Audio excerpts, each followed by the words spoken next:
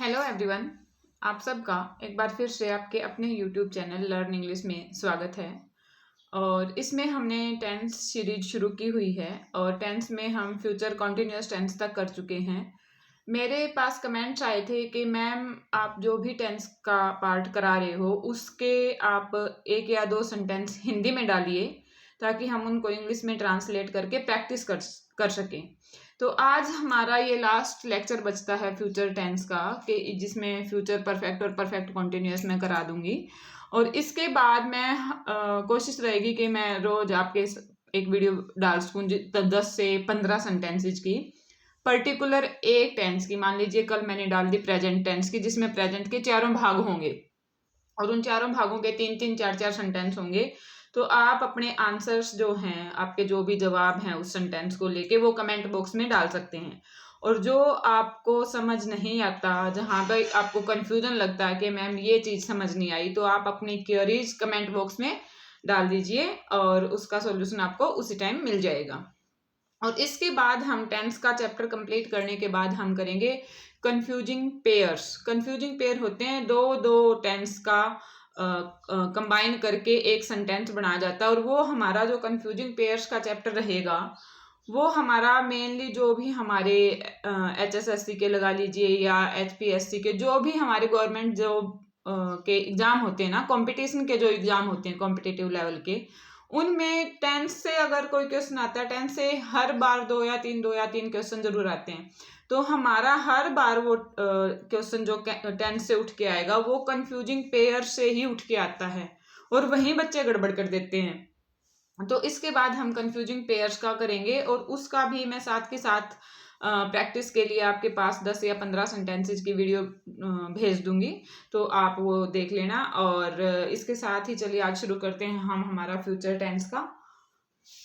तो देखिए, future perfect tense. Future perfect tense में जब भी हम सेंटेंस स्ट्रक्चर करते हैं तो सेंटेंस कैसे बनाएंगे। सब्जेक्ट हमारे पास होता है, मैंने आपको बताया था कि फ्यूचर टेंस हमेशा विल और शैल हेल्पिंग वर्ब लेके चलता है। जब बात हमारी परफेक्ट की आती है तो इसमें एक डाउट ये भी हो सकता है कि परफेक्ट तो हमारे पास तीनों में है, हम पास्ट में हैड का यूज करते हैं, तो हम यहाँ पे हैव क्यों ले रहे हैं? क्योंकि यहाँ पे हम पॉसिबिलिटी को शो करते हैं। फ्यूचर में हम मेनली पॉसिबिलिटी को शो करते हैं कि ऐसा होगा या ऐसा हो सकता है। और पॉसिबिलिटीज को शो करने के लिए हम हमेशा प्रेजेंट का ही यूज करते हैं, प्रेजेंट टेंस का। इसीलिए हमने यहाँ पे ये जो हैव है, ये हैज और हैव, हम हमारे जो प्रेजेंट परफेक्ट है उसमें हैज और हैव यूज करते हैं। तो ये हमने हमारा हैव प्रेजेंट से लिया है, ना कि पास्ट से। ठीक है। और इसके बाद हैव के साथ हमेशा हेल्पिंग वर्ब थर्ड आते हैं। वर्ब की जो तीसरी फॉर्म होती है वो आएगी। जैसे हम गो करें तो गो, वेंट, गोन, तो यहाँ पे गोन आएगा, थर्ड हेल्पिंग वर्ब आती है हमेशा। उसके बाद आता है हमारा ऑब्जेक्ट। और जब भी हमें कोई नेगेटिव सेंटेंस बनाना होता है तो नेगेटिव सेंटेंस में हमारा हमेशा विल, सेल, नोट और उसके बाद हैव आएगा। कभी ऐसे मत कर देना विल और सेल के बीच में हमारा नोट आएगा, will, shall, not, have, been. ठीक है, कि मान लीजिए हम किसी काम को बोल रहे हैं कि उसने ये काम किया या नहीं किया, he will not have been, तो इस तरह से हमारा सेंटेंस आएगा। और हेल्पिंग, जब भी हम इंटेरोगेटिव बनाते हैं, इंटेरोगेटिव मैंने आपको बताया था कि प्रश्नवाचक होता है। जब भी हम किसी से कोई सवाल पूछते हैं कि क्या तुम ये काम कर चुके होगे, तो इस तरह का जब भी हम सवाल पूछते हैं तो विल और शैल हमारा आगे आ जाएगा। हैव कभी भी हमारा आगे नहीं आता इसमें, ये बात हमेशा याद रखना। जब भी हम फ्यूचर परफेक्ट का बना रहे हैं, हैव कभी भी आगे नहीं आएगा। हैव हमेशा हेल्पिंग वर्ब हैव वाली हमेशा मेन वर्ब के साथ ही रहेगी। और ऑब्जेक्ट के बाद हमारा क्वेश्चन मार्क। क्वेश्चन मार्क क्यों? क्योंकि हम उससे सवाल पूछ रहे हैं कि ये काम तुम उस टाइम तक कर चुके होगे। ठीक है, तो इसके यूज देखिए कहाँ कहाँ इसका यूज होता है। An action which is expected to be completed by a given future time, के कोई ऐसा काम जो फ्यूचर में, मान लीजिए हमने कोई टाइम दे दिया, किसी को कोई टाइम दे दिया कि इस टाइम तक आपको ये काम करना है। मान लीजिए मेरे को किसी ने ये बुक दे दी और बोला कि आपको ये बुक उस टाइम तक कंप्लीट करनी है। ठीक है, कि मान लीजिए 1 महीने तक कंप्लीट करनी है या कोई भी पर्टिकुलर दिन दे दिया कि उस टाइम तक या 2 महीने के अंदर अंदर खत्म करनी है, उस तरह का जो वाक्य हम बनाते हैं वहां पे हम हमेशा फ्यूचर परफेक्ट टेंस का यूज करते हैं। मैं यही आपको सेंटेंस बना के दिखाती हूँ इसी का, कि मान लीजिए आप बोल रहे हो कि आपको ये बुक इतने टाइम तक कंप्लीट करनी है, और मैं आपको उसका जवाब दे रही हूँ दैट मैं शैल हैव कंप्लीटेड, कि मैं उस टाइम तक this book by that time. By that time इसकी मेन पहचान होती है, जहां भी आपको ये वर्ड लिखा दिखे बाय दैट टाइम, तो वहां पे आंख बंद करके फ्यूचर परफेक्ट टेंस लगा देना। ये सेंटेंस आपको किसी और वाक्य में नहीं मिलेगा, बाय दैट टाइम वाला कहीं भी नहीं मिलेगा, हमेशा फ्यूचर परफेक्ट टेंस में ही आता है। ये इसकी मेन पहचान है कि मैं उस समय तक जो हमें टाइम दिया गया है, उस समय तक ये काम पूरा कर चुका होगा। तो जहां भी इस तरह के वाक्य आते हैं वहां पे हमेशा फ्यूचर परफेक्ट टेंस का यूज होता है। इसके बाद इसका एक यूज हो रहा है, देखिए इसका अगला एग्जाम्पल है, अगला यूज है टू एक्सप्रेस स्पीकर्स गैस और बिलीव अबाउट एन एक्शन, के किसी काम को लेके जो स्पीकर है, जहां भी स्पीकर की हम गैस और उसका बिलीफ दिखा रहे होते हैं, टू एक्सप्रेस स्पीकर्स गैस और बिलीफ अबाउट एन एक्शन, के किसी काम को लेके उसकी जो मेंटलिटी सेट है कि उसने या वो गैस कर रहा है, उसका यकीन है उस चीज में कि इसने ये काम कर लिया होगा या कर चुका होगा। जहां भी हम गैस करते हैं ना, मान लीजिए हम किसी हिस्ट्री के बारे में पढ़ रहे हैं, हिस्ट्री में किसी योद्धा के बारे में पढ़ रहे हैं, कोई वॉरियर हुआ बहुत बड़े, तो मैं आपसे बोल रही हूँ कि you will have read about that, कि कोई भी पर्सनैलिटी है जिसके बारे में हम पढ़ रहे हैं, तो मेरा ये गैस है कि आपने वो चीज पढ़ ली होगी, हो सकता है आपने ना भी पढ़ी हो सकता है आपने उससे भी ज्यादा पढ़ रखा हो, तो वो मेरा गैस है, ओपिनियन है। मैं उस चीज में यकीन कर रही हूँ कि अगर आप हिस्ट्री के बारे में बात कर रहे हो तो मैं गैस कर रही हूँ कि हो सकता है आपने ये काम किया हो या ना भी किया हो, 50-50 होता है। तो उस तरह का जो भी हमारा सेंटेंस होता है वहां पे हम फ्यूचर परफेक्ट टेंस का यूज करते हैं। एग्जाम्पल देखिए, you will have read about Maharana Pratap, कि तुम अभी मैंने बोला कि मान लीजिए हम हिस्ट्री के बारे में बात कर रहे हैं, हिस्ट्री में मेनली क्या देखते हैं कि उसके साथ फाइट हुई थी, फाइट के रिगार्डिंग अगर हम लेके चलते हैं तो महाराणा प्रताप का नाम बहुत फेमस है हमारे इसमें इंडिया में, या हर पूरे वर्ल्ड में ही महाराणा प्रताप का नाम बहुत फेमस है।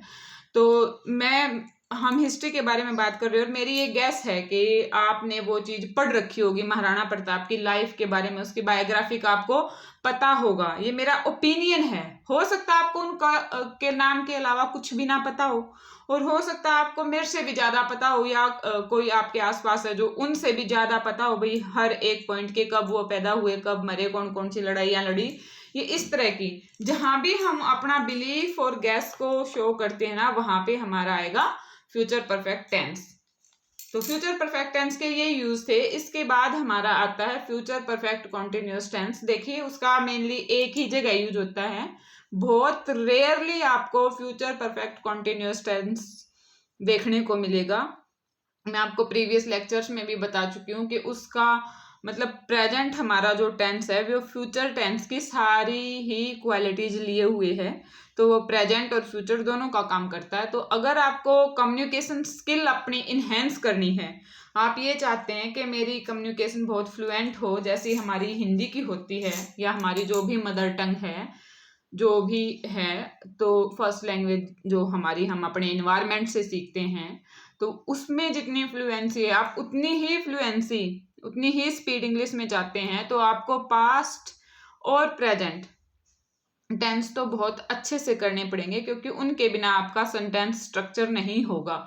इंग्लिश का बेस ही होता है टेंस, वो सीख जाइए, आपको सेंटेंस स्ट्रक्चर बनाना आ जाएगा। आपको ये पता चल जाएगा कि कौन से काम को बताने के लिए कौन सा टेंस यूज करना होता है, कौन सी वर्ब और कौन सी हेल्पिंग वर्ब आएगी। इसके बिना आप इंग्लिश नहीं सीख सकते, इंग्लिश ग्रामर नहीं आएगी टेंसेज के बिना। ठीक है, तो देखिए चलिए देखते हैं आगे फ्यूचर परफेक्ट कॉन्टिन्यूअस टेंस का यूज कहाँ होता है।